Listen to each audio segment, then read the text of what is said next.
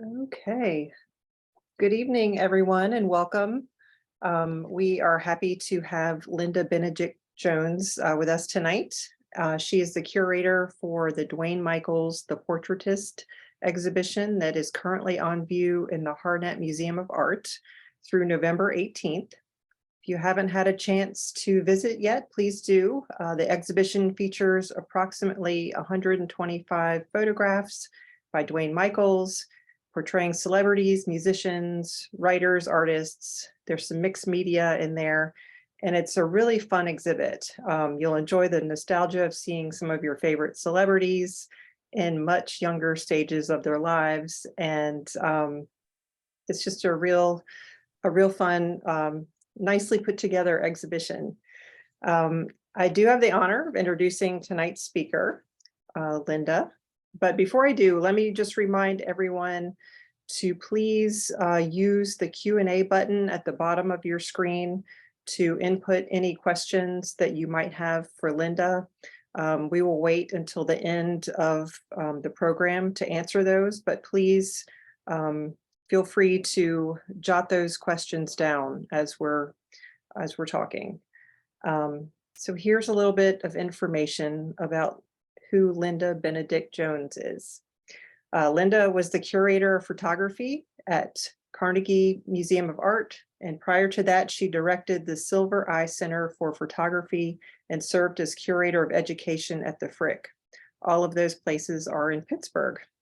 She also taught the history of photography at Carnegie Mellon University for almost 20 years. Before moving to Pennsylvania, Benedict Jones was curator of the Polaroid collection in Cambridge, Massachusetts, where she earned a Master of Science in Visual Studies degree at MIT in 1982.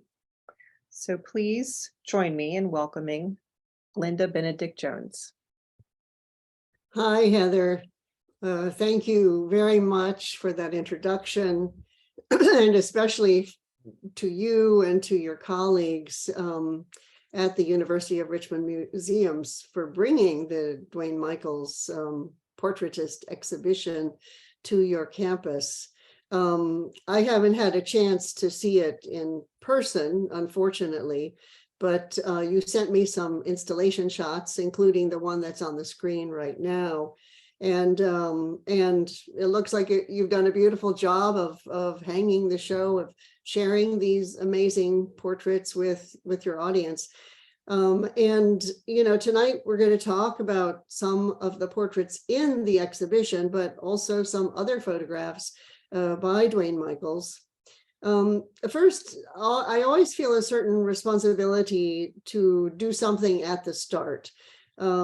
I grew up admiring Duane Michals really for over a half century, but that's not true of everybody. And so I like to step back for a moment and just take a look at, you know, really what made him who he is, and you know, what was the photography world like in the middle of the 20th century when he was just getting started. So we're going to look at some of the photographs that were really regarded as important at that time. People like Henri Cartier-Bresson in France, who was the champion of what he called the decisive moment, you know, in this image, that moment before that heel broke the surface of the water. And how it's picked up, you know, elsewhere in the image. Or people like Ansel Adams, whom most people know was really the champion of the strong singular print and the perfect print and those huge Western, you know, landscapes. This one is Clearing Winter Storm in Yosemite Valley.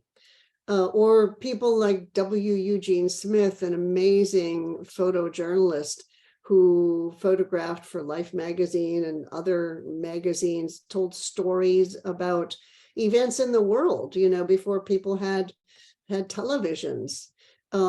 Or people like Robert Frank, who did this incredibly important book called The Americans. He was a Swiss citizen when he came to this country in across the country in an old car and really made a kind of personal documentary of the United States at that time. Or people like Diane Arbus, who had a very personal approach to capturing her world, her kind of unique world in New York City. And all of those people were just hugely important. They dominated the medium in the middle of the 20th century when Duane Michals was just thinking about picking up a camera. And so when he did, he decided none of that was really for him. He was going to do things a different way. And so I need to share with you, because these aren't in the exhibition, I want to share with you the sequences that really put him on the map. And we'll start with Paradise Regained in 1968. And you just look at these pictures.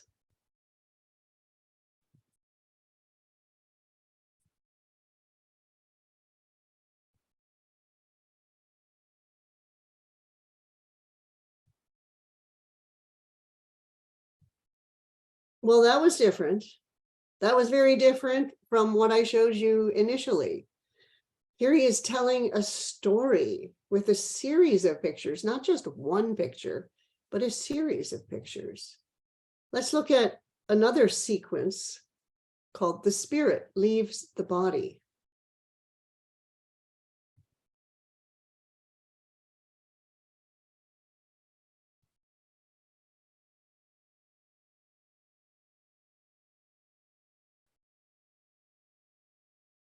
So he was clearly dealing with themes that were not common in the field of photography. Spirituality, that wasn't a typical topic. Using double exposures to tell a story, who did that? Nobody was doing that. Just wasn't commonly done at all. Now we'll look at Death Comes to the Old Lady.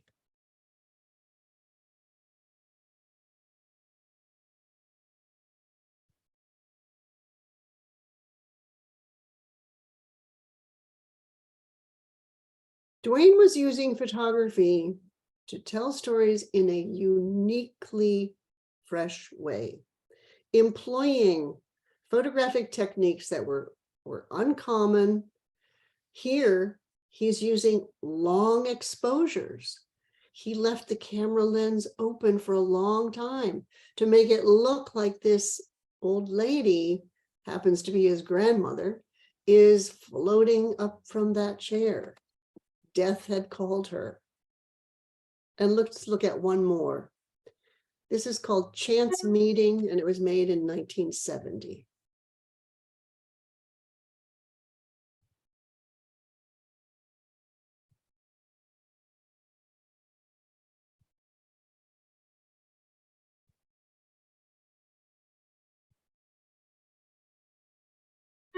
So I hope you see in these 4 works how different he was from the work that was commonly celebrated, that was exhibited, that was published.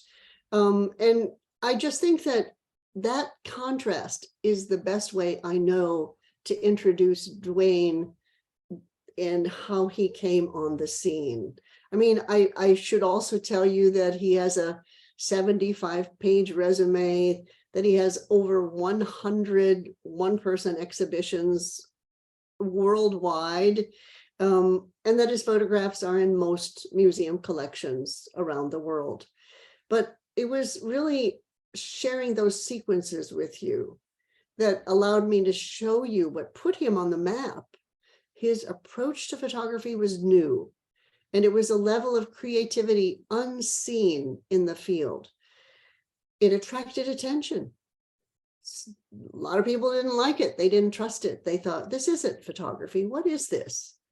But he started catching the attention of editors and publishers and people who would make assignments for portraits of famous people. And so that in a sense, is how he came to the attention of magazine editors and people who made those invitations. So now let's look at the exhibition. Duane Michals, the portraitist. Here's a lovely installation shot of the layout and the hanging that is in Richmond right now. It's just a beautiful, beautiful installation.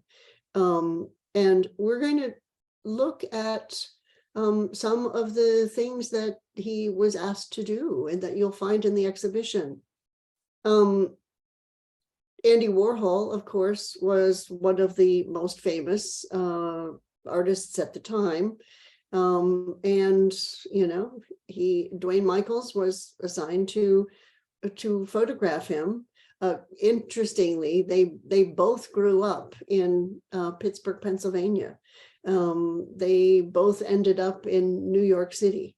They had a lot in common and they knew each other. And Duane, as you can see in the on the screen right now, he also had a completely fresh way of making this portrait of Andy, kind of a 360 view of him. Meryl Streep, we all know what a famous actress she is, probably really one of the most celebrated of our time. But here she was just getting started in 1975. And this early portrait of her is so fresh. It's one of the best loved images, and not surprisingly, Richmond chose to enlarge it and use it as their welcoming panel. People like David Hockney were photographed by Duane Michals, and here you see Hockney in the background. The artist is kind of hidden there in the background, while in the foreground you see a semi-clothed young man occupying that more important space. And Duane has written on this, David Hockney in Love.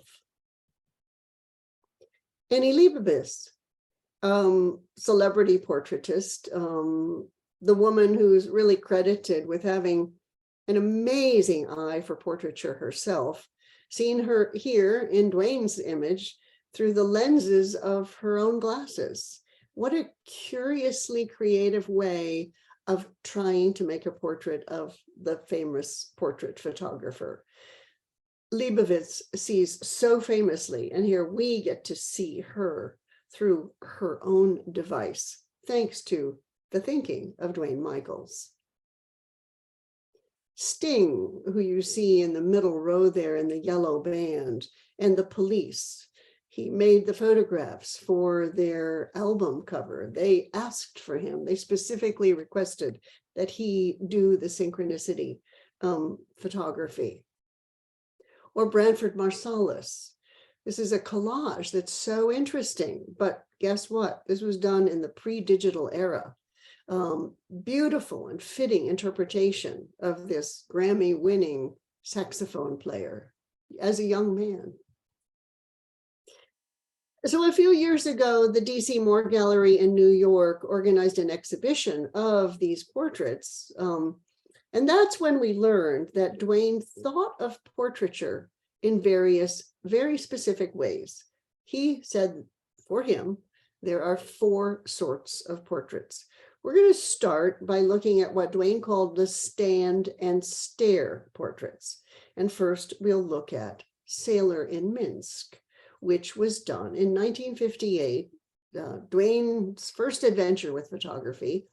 He decided to go to Russia, borrowed a camera from a friend. Here it is in the middle of the Cold War, and off he went.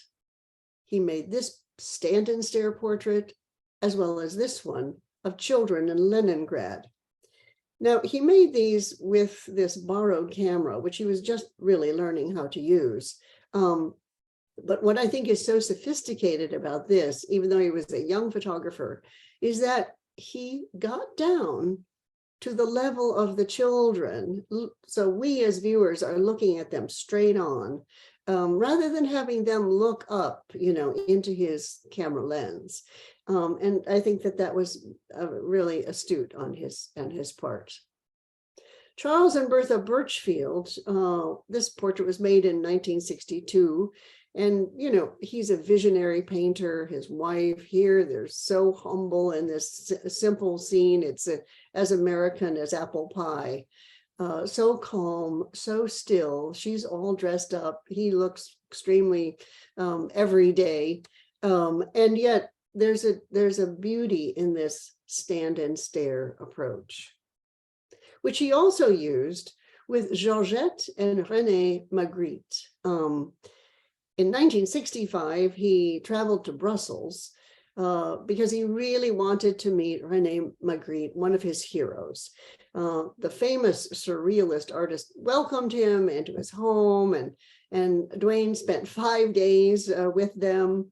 And here he persuaded the famous artist to pose with his wife for this charming and, you know, a really a bit of a puzzle for them holding hands behind the tree like that. He also made other portraits of Magritte, which he puts in this category. And you can see they're complicated. Duane wanted to break the rules some more. And of course, here he was finding new ways of making images. It's very stimulated by Magritte himself. And I just want to remind the audience that this kind of double exposure at that time was really hard to do. This was a double exposure on the film, in the camera. And so Michals would have had to calculate the approximate position of the hat and the person, and then wait until the film was developed to see if it had worked out. Same thing was true for this one, which is a triple exposure. And you know, this process of having to wait made it really a much more complicated endeavor. And yet, from his session with Magritte, he created a number of just stunning and memorable photographs of this artist who would die the next year. He loved to say, once I find my light, everything else is butter. And we can see that in this stand and stare portrait of Liza Minnelli. Here, I mean, we can, wow, it's fun to imagine the camera of Duane Michals finding the stripes on that dress, picked up by the stripes on the fire escape and the shadow of the fire escape. And all of that would have, you know, happened instantaneously. Duane is not the kind of photographer who did, you know, weeks and weeks of preparation before a particular shot. That wasn't his style. But it was when he would get to that situation and he would see the light and he would work with the light and the way the light falls so perfectly on her face. It makes this a really engaging portrait. Another sort of portrait that he identified were annotated portraits. I write my thoughts and observations about the sitter. I editorialize, he said. So we'll look at 3 of these, starting with Eartha Kitt. Eartha Kitt, here we see this amazing singer. We see 2 of her, in fact, thanks to the help of that mirror. Duane, as you can see below, he annotated this photograph with the words, in Germany, I named my tank, C'est si bon. Well, let me tell you a bit about that. He was a lieutenant in the army in the 1950s, stationed in Germany after the war, fortunately not stationed in Korea. And in response to the popularity of the song C'est si bon, he gave that nickname to his tank. And when he was later asked to make a portrait, and you know, half a century later, he was asked to make a portrait of this legendary singer, he remembered her fondly with that comment. I didn't really know the song, C'est si bon. I will confess that I Googled it and I looked and realized that you can see Eartha Kitt singing it in a YouTube video, and it's just unbelievable. I really recommend that you do it. I can see why it would have made such an impression on Duane Michals. Here we have Johnny Cash, the great country singer, and he's annotated this image with Johnny Cash was hotter than a pepper sprout. Such a curious portrait. Let's try to dissect it. So looking at it, Johnny Cash is inside the room. Duane Michals is outside the room. We see the photographer's reflection in the window, and we see Cash in the darkened area of the reflection. Cash appears to be looking at a man walking across the parking lot, but giving this image a kind of mystery that probably didn't really exist. Johnny Carson is surely just looking across the room that he's in, and the man walking across the parking lot is also part of the reflection. So it's a very complicated image, and the mystery is part of the charm. Here we see a contact sheet. Let's start with that. So a contact sheet is, well, last fall, I was interviewed by a young writer in Boston who asked me, Linda, what is a negative? And I thought, wow, that's a long story, but briefly, for any of those of you who are in the audience who don't know, before the digital era, photography was much harder for the photographer. For many decades, like a century and a half, the most important kind of photography was the negative positive process. Film was put into a camera, an exposure was made of the subject on that film. The film was removed from the camera in the dark and developed in a dark room. And then when the film was dry, it was put together with a sheet of photographic paper, and you would get something like you're looking at on the screen right now, what's called a contact sheet. What you see here is a roll of film from a camera that Duane Michals used. In this case, it was a 2 1/4 square camera. And look at the image in the second column at the top. You can see there's a kind of red X in that box. That tells us that that was one of his favorite images.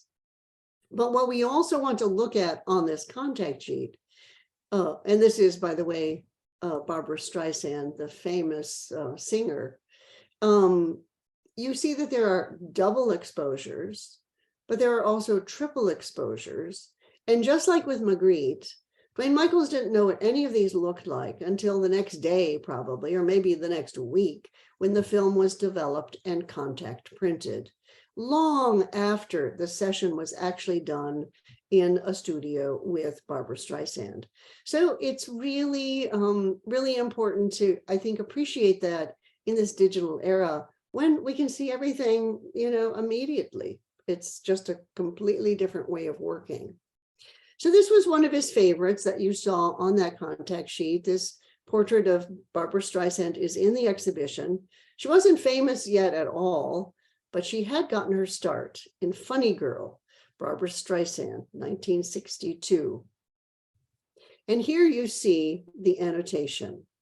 The funny girl arrived with 3 shopping bags of dowdy dresses and pretended to be secondhand Rose. Bingo. This comment is directly connected to the song, Secondhand Rose, that Barbra Streisand made famous in the 1960s. And furthermore, an entertainer named Fanny Brice made that famous in 1922. Again, it's a great opportunity to Google that and see what, listen to the song yourself. But before we move on to the next image, I want to make a point about these. You've been noticing that Duane Michals writes right on the photographic print. That's another rule that he broke in the 1960s. Nobody did that. It was taboo to do that. The photographic print was meant to be pristine, a work of art, and you didn't sully it by writing on it. He was regarded as a radical, and that completely set him apart. So now we'll look at prose portraits. A prose portrait tells the story of a person. The sitter becomes the hero of their tale, and something about their nature is revealed in the plot. So let's see a few of these. We'll start with Joan Didion. Joan Didion, celebrated writer, such an intriguing portrait that Duane did of her in 2001. Silhouette of hair, that sort of off-center face, the geometric shapes and forms throughout.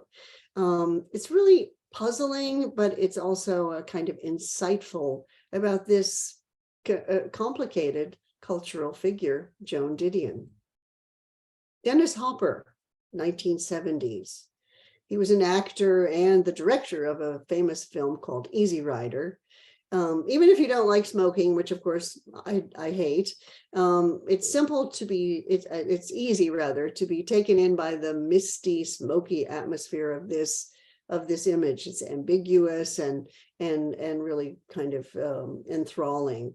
And of course, the little white cat there, perfectly situated in that highlight, such a perfect placement. I'm sure it must have been fun for Duane to find that cat when he saw the contact sheet. This shot of the Richmond installation shows you that in spite of the, occasionally there are some enlargements in the installation, like that portrait of Clint Eastwood hanging there. Generally speaking, Duane Michals prefers small photographic prints. And as a result, there are many of them, over 100, as Heather said, in the exhibition. He wants his audience to come close to the print, to really have a kind of intimate viewing of the image and of the portrait and of the sitter. Here we have an image that he calls Hell, Grace, Fool of Mary.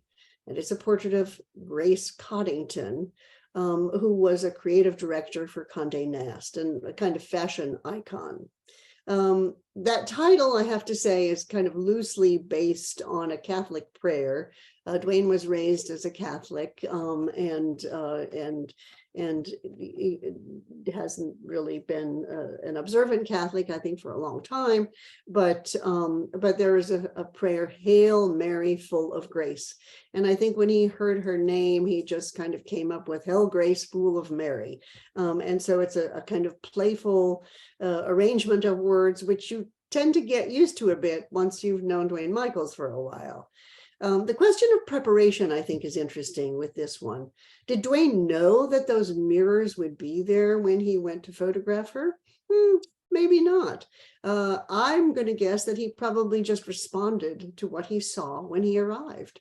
And he loved using all of those mirrors because, after all, those are the tools of her trade. He's unlike, as I said before, other portrait photographers like Annie Leibovitz, who do loads of preparation well in advance. Here you see a silkscreen portrait done by American artist Chuck Close, which is hanging on the wall in Duane Michals' sitting room in New York City. And there he is in the foreground. He seemed to turn to this silkscreen, I think, for inspiration when he was actually asked to make a portrait of the artist Chuck Close, which you see here. Both portraits have a kind of fabricated pixelation. It's not a real pixelation. These are not digital. So you can see how he might have been inspired by that silkscreen to create this portrait of the artist himself, based on the portrait that he had by the artist.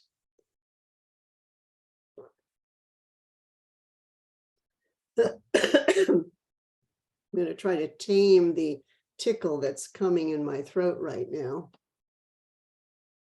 The fourth group of portraits, let me just put a cough drop in my mouth for a second.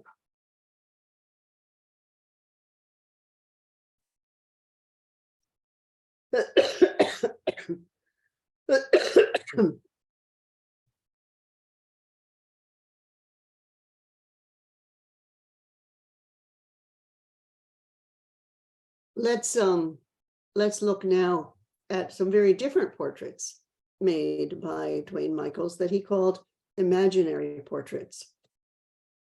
And these are beautifully installed also in the exhibition in Richmond. And I think when we see Heather later, we'll see these actually hanging behind her.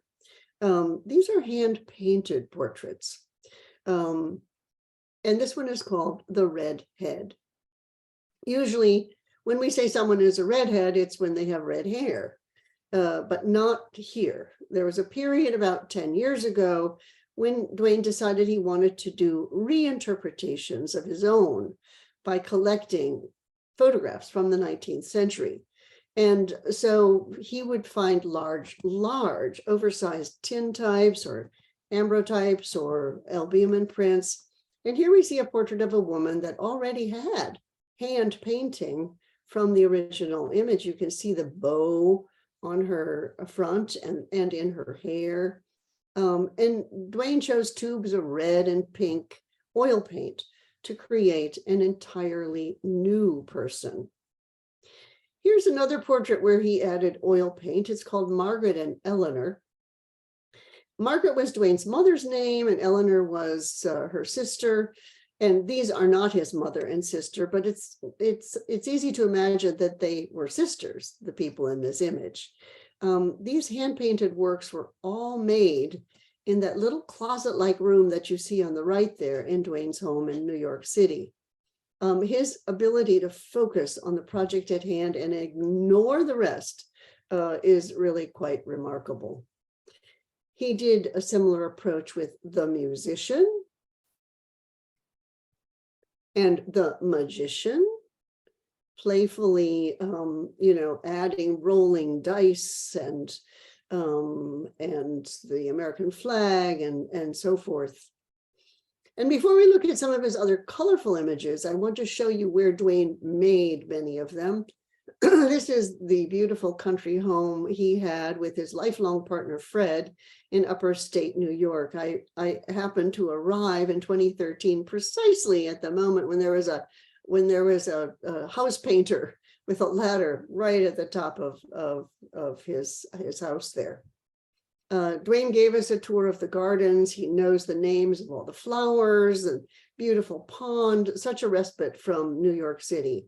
I want you to notice that white gazebo in the back of this image, because you'll see it again in the next 4 images.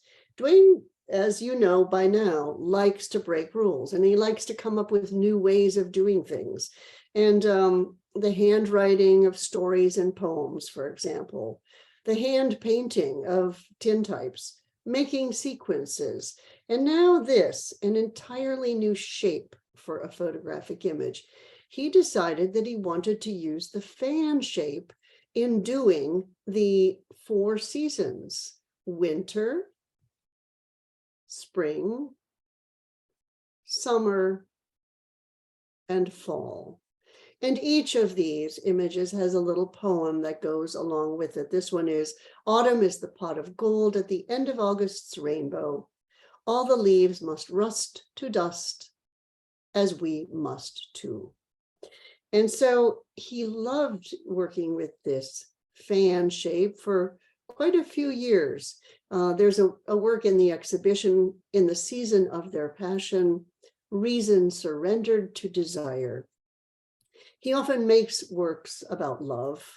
As an openly gay artist, Duane Michals did projects that celebrated well-known homosexual writers and painters. And in his own photographs, we see not only physically beautiful women, but also physically beautiful men, such as in this fan-shaped image. In fact, he did a whole book just with his fan-shaped images. Let's take a quick trip to New York City now. I wanted to just share with you, I spent quite a few years going to visit Duane Michals. I'd leave Pittsburgh by train. I'd arrive at Penn Station, 9 hours later, hop in a cab, go to Gramercy Tavern, meet Duane there and have dinner. We talked about everything. It was always so much fun. Here we are in one of my visits. I haven't seen him since COVID, unfortunately. He's 90 years old now, and I miss him, and I'm trying to figure out how I can get there without getting COVID again. You may have had the pleasure of attending the talk that Heather sponsored with him earlier I think in September. He's just as active now as he's always been, perhaps even more so. But I wanted to show you because I think that this is an important part of the story that we're talking about right now. Sometimes I'd go to his house on East 19th Street, leave my suitcase in a mysterious crowded room. There was no space to even enter. It was right at the back, and I'd go into this room and I'd barely have a place to put down my suitcase. There were empty dish drainers and old Christmas trees and who knows what. It was just a huge mess. I always wondered, what would be under all of this junk? Well, fortunately for us, Duane hired Josiah Cuneo, who you see approaching the door. What a fine day that was for everyone, because Josiah cleaned up that room. Took him a while, but he cleaned up that room. And as you can see, underneath all of that were boxes and boxes and boxes of photographs, many of which Duane had completely forgotten about because he's always on to the next thing, the next thing. And more than 50% of the portraits that are in the exhibition right now in Richmond were hiding in boxes in that room. We didn't even know about them until 2016. So it's just kind of amazing and wonderful that, that we were able to unearth that and now celebrate it and share it with people. I took this picture of Duane the last time I saw him in Pittsburgh a few years ago, standing in front of one of our last steel mills. There's always a lot of nostalgia in Pittsburgh for Duane Michals. He grew up here. His father was a steel worker here. He first studied art here. And even though he left 70 years ago, he loves the city. Whenever he comes back, he wants me to take him to the top of Mount Washington, loves to photograph the city, and he loves to also make pictures based on those new things that he discovers. And in his playful way, he did this celebratory image of Pittsburgh. Hooray for Pittsburgh, it says. But he's also done a lot. He's in constant demand. For example, Lowe in Spain, it's a luxury fashion house founded in 1846. Well, they invited Duane to come to Spain and do a fashion shoot, which they also turned into a limited edition book, which is quite incredible. And he gets invitations like this a lot. He loves to say yes because he knows that he will always do the job on his terms. And the people who hire him, they know his creative streak. They agree to give him his creative space. Sometimes Duane succeeds in finally making a portrait of someone he's been wanting to photograph for years, such as Tilda Swinton. Here you see a portrait he made of her in 2016 that he titled Mr. Backwards Forwards. Tilda Swinton in the portrait book. He calls her the enigmatic film star with a Garbo-esque presence. He met her in her hotel room in New York City and arrived there with a few ideas, but the light wasn't right in the room. Remember, he had to find his light. So one of Duane's assistants got a room at the top of the hotel, and he was able to put his ideas in motion. This next was so successful that it was chosen, this one was so successful that it was chosen for the cover of the book. Tilda Swinton as Sybil. So not everyone knows what a Sybil is. Duane explains it in the portrait book. In ancient Greece, a Sybil was a clairvoyant who would be consulted in times of stress. He decided to do a sequence of 5 portraits of her. In the first, she wore 5 veils obscuring her face, and with each successive photograph, she removed a veil. The image on the screen is the 4th, annotated with his handwriting. Sorry, I don't know if you can see that. She whispers memories in our ears. In the portrait book, Duane notes that myself and my merry band of pranksters left elated, as one does when dreams come true.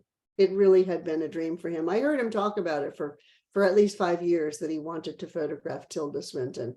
So I know that this was true. He'd been fascinated by her and managed to finally capture her with his camera, as he did so brilliantly with all of the people in the exhibition. So that's the end. Thank you very much for your time, for listening, and I'll turn it back to Heather in case we have any questions. Okay. Linda, do you want to stop sharing your screen? Okay, sure.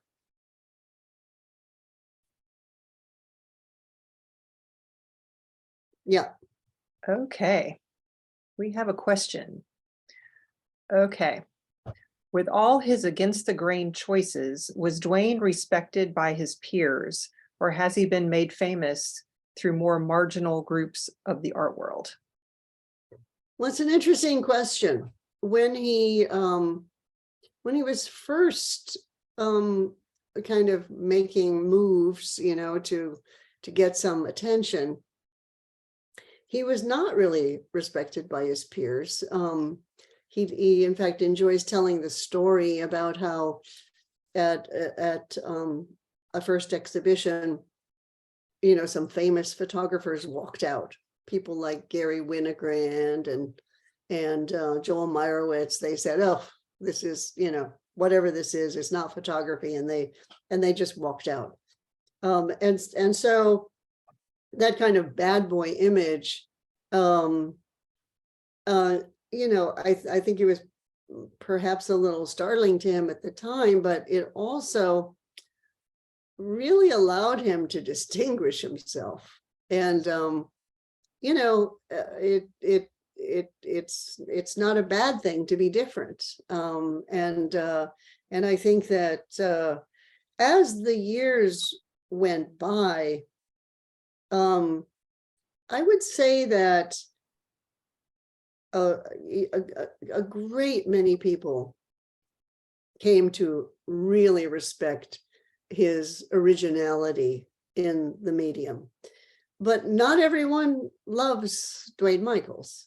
When I was trying to find a tour for a large retrospective of his work that we did at Carnegie Museum of Art, some people just said to me, he's not my cup of tea. And they just were happy to leave it at that. It was his approach to photography is clearly, unique, and it is non-standard, and so it's not surprising that it doesn't work for everyone. Okay, so that was the only question that we had in the Q&A, but I have a couple questions for you, Linda. Sure. In your bio, I noticed that you were the curator of the Polaroid collection, and I wondered if Duane ever got into Polaroids. That is a very good question, and the answer is no. And I would have been in a position to offer him film and to offer him time on the 2024 camera, for example. But he just seemed to be so happily doing, his own projects that it, I don't know, he never kind of came into our hemisphere. I actually, I discovered, I was a very young photographer, living in Portugal, actually, in the late 1960s, early 1970s, when I subscribed to a magazine called Creative Camera, and it arrived one day and it had Duane Michals sequences, and I couldn't believe it. It was so exciting. I tried to make sequences myself because I thought they were so cool. And then I kind of, followed his career loosely until in 1993, I left Polaroid to move from Cambridge, Massachusetts to Pittsburgh, Pennsylvania. And it was soon after I moved here that I realized that I was moving to the land of Duane Michals, to the place where he was born and greatly respected. And so he came kind of back onto my radar screen at that point. But I mean, a lot of people used Polaroid because it had such kind of built-in, I guess I mean that literally, built-in creative potential. People like Lucas Samaras even would, color on the emulsion and push it around. And David Hockney would do collages, with Polaroid prints. And people just found just so many ways to use Polaroid creatively.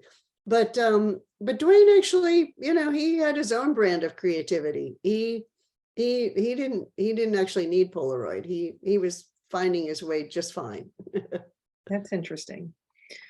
Okay, so this next question might be difficult for you to answer. What is your favorite portrait in this particular show? Well, yeah, like choosing your children. Yeah, exactly. I mean, I chose all of them. I guess I chose them because I wanted the audience to have a look at, the different stages, the different kinds of portraiture that Duane had done.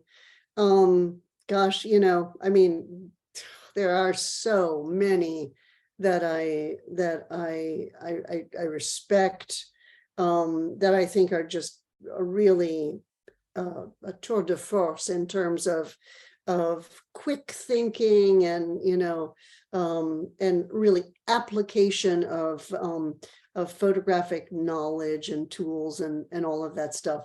And his use of light is remarkable.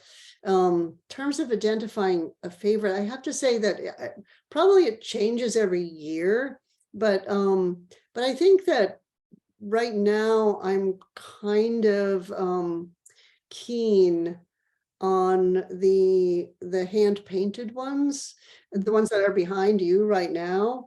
I know that Duane made those at a difficult time in his life. His partner Fred was dying, and so he was pretty housebound for a long time taking care of Fred.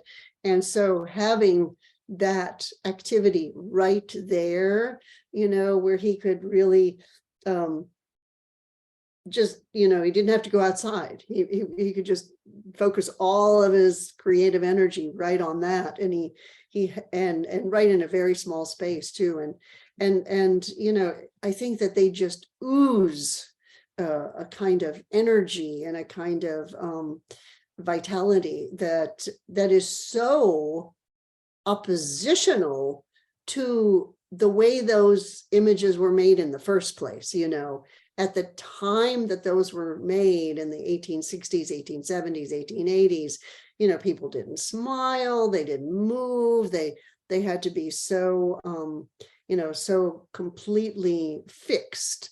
And here comes Duane, who adds a whole veneer of levity or vitality, or just something that really kind of reimagines the portraits. So I guess maybe I could say that batch right now, but ask me next week and it probably be a different one. Yeah, I totally understand. And How about you? Which one is your favorite, Heather? so the one that always keeps me coming back is the portrait of Marcel Duchamp. It's Oh, very haunting. It's just really cool. Um, yeah, it's that's a good one. yeah, you must be a Marcel Duchamp fan, I You imagine. know, I can take him or leave him, but Uh-huh. that portrait just it says Yeah, a lot. yeah. They lived in the same neighborhood in New York, and Oh wow, that's how he came to make that portrait. Yeah. No, it's very interesting. You're right. It is haunting. And it doesn't have it doesn't have quite as many trappings in a sense as some of the other ones do. Yeah. Uh, I also think that the whole project that he did with the police when he was invited to he told me this story once that you know he found out that the police wanted him to do the photography for their next album. He had no idea who they were. He'd never heard of them before.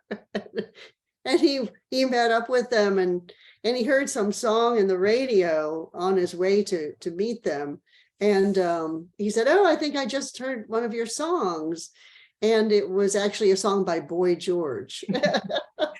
yeah, he mentioned that story when he had his talk. So Yeah, it it must have made an impression on him to yeah, come in with yeah. that. Well, what do you know? I am retelling Duane Michals stories for him. Well, his stories are good. They So, are good. Linda, is there anything that the audience should know about Duane Michals that you have just found endearing and just have kept you wanting to know more about him and to spend time with him and all that good stuff? He's just remarkable. And I think I since he took on Josiah Cuneo as an assistant, um, he has found a whole new mode of expression, which people can see. You can go to Facebook, you can Google Duane Michals, you can follow it on various platforms. I don't even do any of that stuff. I get it by email. He makes new work every day. He makes new films all the time. With Josiah's help, because Josiah is really he's the kind of technical wizard behind it, but Duane is the idea guy, and together they are it's astonishing the level of production that they have. And I think that there's that saying about how the candle burns brightest at the end. And first of all, I don't think Duane Michals is at the end. I'll probably die before he does. He's 90, but he's going strong. But I think that he is in a, he's in La La Land right now. I mean, he is just having a ball, and he said to me that the reason you had to have a gallery was so that you could share your work with people.